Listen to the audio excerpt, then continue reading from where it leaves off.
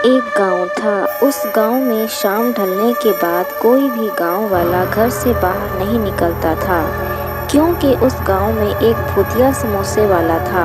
वह भूत रात में गांव में समोसे लेकर घूमता था और सभी गांव वाले अपने घर के खिड़की दरवाजे बंद करके रखते थे, और जो कोई उनकी खुशबू सूंघ लेता है वह उन समोसों की तरफ खींचा चला जाता है। तब वह भूतिया समोसे वाला उसको उठाकर अपनी दुकान में ले जाता है और फिर मार देता है।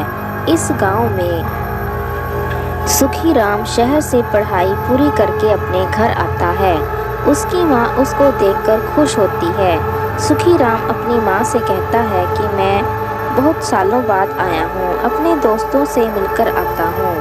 उसकी माँ कहती है कि ठीक है, लेकिन शाम ढलने से पहले ही आ जाना। सुखीराम कहता है कि ठीक है। फिर वह अपने दोस्तों से मिलने चला जाता है। उसके दोस्त उसे भूतिया समोसे वाले के बारे में बताते हैं। सुखीराम को उनकी बातों पर यकीन नहीं होता। वह सोचता है कि घर जाकर माँ से पूछता हूँ।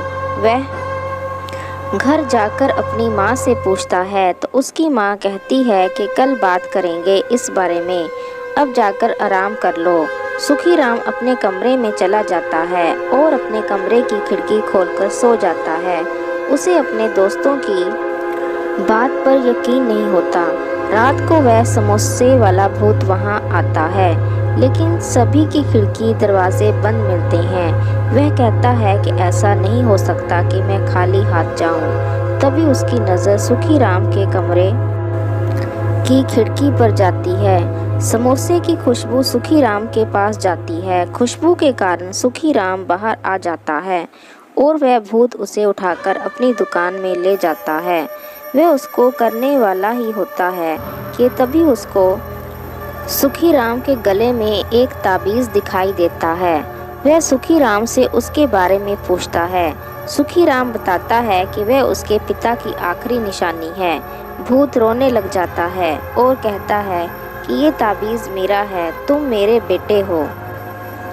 सुखीराम उसे उसके भूत बनने का कारण पूछता है तो वह कहता है कि मेरी एक समोसे की दुकान हुआ करती थी।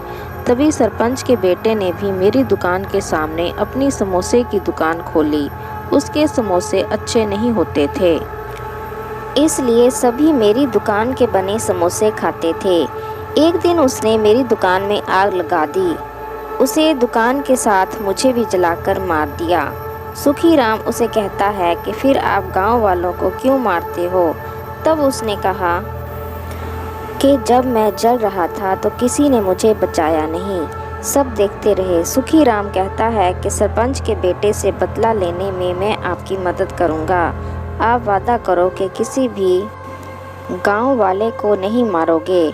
फिर वह सरपंच के बेटे से बदला लेने में उनकी मदद करता है और उसके बाद वह भूत हमेशा के लिए चला जाता है।